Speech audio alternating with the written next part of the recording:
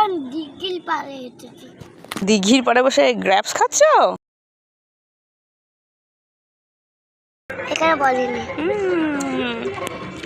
Thank you জানা।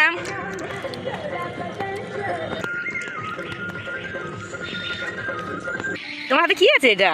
ও strawberry. ও blackberry.